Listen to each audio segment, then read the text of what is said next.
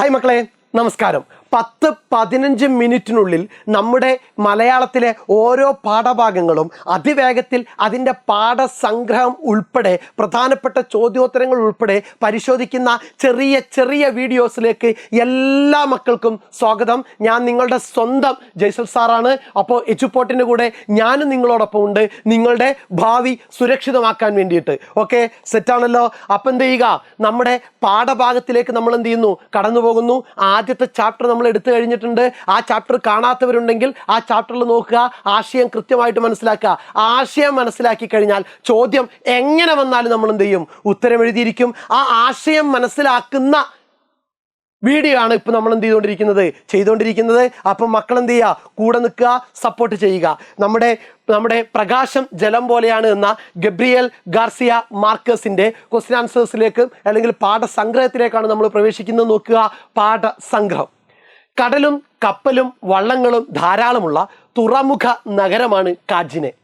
ഈ കഥയിലെ പ്രധാന കഥാപാത്രങ്ങളായ ടോട്ടോ ജോവൽ എന്നീ കുട്ടികൾ കുട്ടിക്കാലം ചെലവഴിച്ചത് ഈ പറയപ്പെട്ട കാജിന എന്ന് പറയുന്ന നഗരത്തിലാണ്.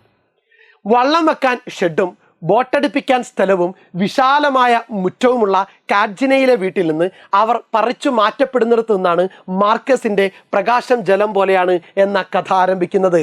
അപ്പോൾ നമുക്കൊരു ഉപന്യാസമോ മറ്റു ചോദ്യങ്ങളോ 6 മാർക്കിൻ്റെ ചോദ്യങ്ങളോ വന്നു കഴിഞ്ഞാൽ അതിന് ആമുഖം എഴുതാനുള്ള ഒരു ഭാഗം നിങ്ങളെ കയ്യിലേക്ക് ആദ്യം തന്നെ തന്നിരിക്കുന്നു, എടുത്തു വെച്ചോളുക. കടലും കപ്പലും വള്ളങ്ങളും ധാരാളമുള്ള തുറമുഖ നഗരമാണ് കാജിനെ. ഈ കഥയിലെ പ്രധാന കഥാപാത്രങ്ങളായ ടോട്ടോ, ജോവൽ എന്നീ കുട്ടികൾ കുട്ടിക്കാലം ചെലവഴിച്ചത് ഇവിടെയാണ്. വള്ളം വെക്കാൻ ഷെഡും ബോട്ടടുപ്പിക്കാൻ സ്ഥലവും വിശാലമായ മുറ്റവുമുള്ള കാജിനയിലെ വീട്ടിൽ നിന്ന് അവർ പറിച്ച് മാറ്റപ്പെടുന്നിടത്തു നിന്നാണ് മാർക്കസിൻ്റെ പ്രകാശം ജലം പോലെയാണ് എന്ന കഥ ആരംഭിക്കുന്നത്. ഇപ്പോൾ അവർ എവിടെയാണ് താമസിക്കുന്നത്? യൂറോപ്യൻ പരിഷ്കൃത നഗരമായ മാഡ്രിഡിലാണ് താമസിക്കുന്നത്. അപ്പോൾ നമ്മൾ അറിഞ്ഞു വെക്കേണ്ട, ഓർമ്മയിൽ സൂക്ഷിക്കേണ്ട 2 പേരുകളാണ് കാജിനെ, മാഡ്രിഡ്. കുട്ടിക്കാലം ചെലവഴിച്ചത് കാജിനെ എന്ന് പറയുന്ന തുറമുഖ നഗരത്തിലാണ്. ഒരു വലിയ ഫ്ലാറ്റ് സമുച്ചയത്തിലെ 5ാം നിലയിലെ അപ്പാർട്ട്മെൻറ്റിൽ അച്ഛനമ്മമാർക്കൊപ്പം കഴിയുന്നു. കടൽ മുറ്റത്തിൻ്റെ വിശാല വിസ്തൃതിയിൽ നിന്നും ഫ്ലാറ്റിൻ്റെ കൃത്യചതുരത്തിലേക്കും നിശ്ചലതയിലേക്കും കുട്ടികൾ എത്തിച്ചേർന്നിരിക്കുന്നു. ഈ ഒരു പ്രവാസത്തിൻ്റെ സന്താസത്തെയാണ് കഥാകാരൻ കഥയിൽ അടയാളപ്പെടുത്താൻ ശ്രമിക്കുന്നത്. ഫ്ലാറ്റിലെത്തിയ പാടെ അവർ മാതാപിതാക്കളോട് ആവശ്യപ്പെടുന്നത് ഒരു തുഴവള്ളമാണ്. ഫ്ലാറ്റിനകത്ത് അകപ്പെട്ടപ്പോഴും തങ്ങളുടെ ജൈവ ചോദനങ്ങൾ കൈവിടാൻ കുട്ടികൾ തയ്യാറാവുന്നില്ല എന്നാണ് നാം മനസ്സിലാക്കേണ്ടത്. ഫ്ലാറ്റിൽ വള്ളം തുഴയാൻ ഷവറിൽ നിന്ന് വരുന്ന വെള്ളമല്ലേയുള്ളൂ എന്ന് അമ്മ മറുപടി പറയുന്നു. പഠനത്തിൽ മികവ് പുലർത്തി സമ്മാനം വാങ്ങിയാൽ തുഴവള്ളം വാങ്ങിത്തരാമെന്ന് മാതാപിതാക്കൾ ഒരുമിച്ച് വാഗ്ദാനം ചെയ്യുന്നു. എപ്പോഴാണ്? പഠനത്തിൽ മികവ് പുലർത്തിയാൽ സമ്മാനം വാങ്ങിയാൽ തുഴവള്ളം വാങ്ങിത്തരാമെന്ന് മാതാപിതാക്കൾ ഒരുമിച്ച് വാഗ്ദാനം ചെയ്യുന്നു. കുട്ടികളുടെ മനസ്സ് നിറയെ തുഴവള്ളവും കടലും ഒക്കെയാണ്. ഭൂതകാലത്തിലെ ആ സൗഭാഗ്യങ്ങൾ തിരിച്ചു പിടിക്കാൻ അവർ പരിശ്രമിക്കുന്നു. നന്നായി പഠിച്ച് അവർ സമ്മാനം വാങ്ങുന്നു. പിതാവ് വാഗ്ദാനം ചെയ്ത പോലെ തുഴവള്ളം വാങ്ങിക്കൊടുക്കുന്നു. ഫ്ലാറ്റിലെ കാർ ഷെഡിലാണ് തുഴവള്ളം കൊണ്ടുവച്ചത്. പിന്നീട് കൂട്ടുകാരുടെ സഹായത്തോടെ 5ാം നിലയിലെ അപ്പാർട്ട്മെൻറ്റിലെ മുറിയിലേക്ക് വള്ളത്തെ വലിച്ചു കയറ്റി. ഒരു കവിതാ ചർച്ചയ്ക്കിടയിൽ സ്വിച്ചിൽ തൊട്ടാൽ പ്രകാശം വരുന്നത് എങ്ങനെയെന്ന് അച്ഛനോട് ചോദിക്കുന്നു ടോട്ടോ. ടാപ്പ് തുറന്നാൽ ജലമൊഴുകുന്നത് പോലെ സ്വിച്ചിൽ തൊട്ടാൽ പ്രകാശം ഒഴുകുമെന്നൊരു ഭാവന അയാൾ അവതരിപ്പിക്കുന്നു. ഒരു കവിതാ ചർച്ചയ്ക്കിടയിൽ സ്വിച്ചിൽ തൊട്ടാൽ പ്രകാശം വരുന്നത് എങ്ങനെയെന്ന് അച്ഛനോട് ചോദിക്കുന്നു ടോട്ടോ. ടാപ്പ് തുറന്നാൽ ജലമൊഴുകുന്നത് പോലെ സ്വിച്ചിൽ തൊട്ടാൽ പ്രകാശം ഒഴുകുമെന്നൊരു ഭാവന അയാൾ അവതരിപ്പിക്കുന്നു. പ്രകാശം ജലം പോലെയാണ് എന്നാണ് അച്ഛൻ നൽകിയ വിശദീകരണം. ഇവിടം മുതലാണ് നമ്മുടെ കഥാഖ്യാനത്തിൽ മാജിക്കൽ റിയലിസം എന്ന രചനാ സങ്കേതത്തെ മാർക്കസ് പ്രയോജനപ്പെടുത്തുന്നത്. അച്ഛനല്ല, ആഖ്യാതാവ് തന്നെയാണ് കഥയിൽ പ്രത്യക്ഷപ്പെട്ട് ടോട്ടോയോട് മനസ്സിൻ്റെ മാന്ത്രികതയിലേക്ക് നയിക്കുന്നതെന്ന വായനയും ഇവിടെ സാധ്യമാണ്. പ്രകാശമുള്ള ഒരു വിളക്ക് കുട്ടികൾ പൊട്ടിക്കുന്നു. സ്വർണപ്രകാശം മുറിയാകെ ഒഴുകുന്നു. പ്രകാശജലത്തിൽ കുട്ടികൾ വള്ളം തുഴയുന്നതിനായി ചിത്രീകരിച്ചിരിക്കുന്നു.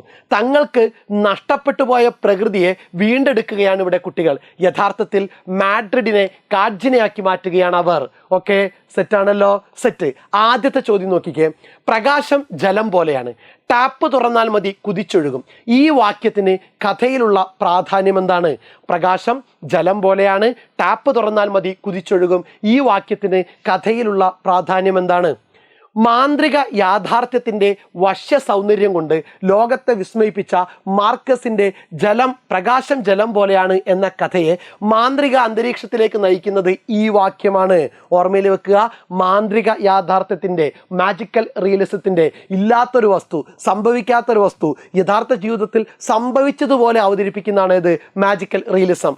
മാന്ത്രിക യാഥാർത്ഥ്യത്തിൻ്റെ വശ്യ സൗന്ദര്യം കൊണ്ട് ലോകത്തെ വിസ്മയിപ്പിച്ച മാർക്കസിൻ്റെ പ്രകാശം ജലം പോലെയാണ് എന്ന കഥയെ മാന്ത്രിക അന്തരീക്ഷത്തിലേക്ക് നയിക്കുന്നത് ഈ ഒരൊറ്റ വാക്യമാണ്.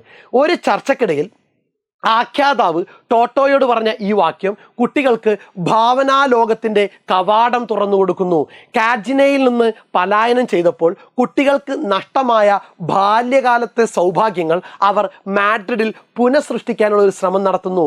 ടാപ്പിൽ നിന്ന് വരുന്ന വെള്ളം മാത്രമുള്ള കുടിസ് ഫ്ലാറ്റിനുള്ളിൽ പ്രകാശ ജലാശയം സൃഷ്ടിച്ച് അതിൽ വള്ളം തുഴഞ്ഞ് രസിക്കാനും മുങ്ങിത്തപ്പാനും ബോട്ടപകടം സൃഷ്ടിക്കാനും കുട്ടികളെ പ്രാപ്തരാക്കുന്നത് ആഖ്യാതാവിൻ്റെ ഈ പരാമർശം കുട്ടികൾക്ക് മുന്നിൽ തുറന്നിട്ട ഭാവനയുടെ സാധ്യതകളാണ്.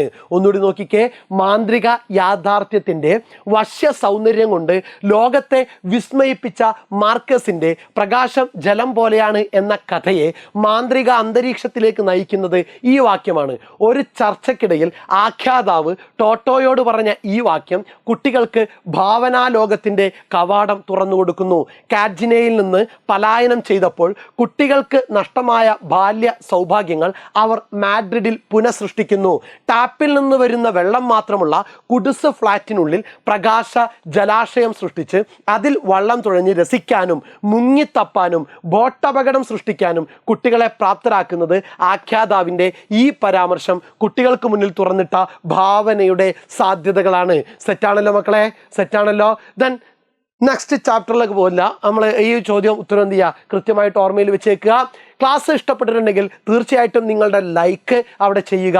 നിങ്ങളുടെ വിലയേറിയ നിർദ്ദേശങ്ങളും അഭിപ്രായങ്ങളും ഒട്ടും വിട്ടുപോകാതെ കമൻറ്റ് ബോക്സിൽ എന്ത് ചെയ്യണം, രേഖപ്പെടുത്തിയേക്കണം. Okay, thank you.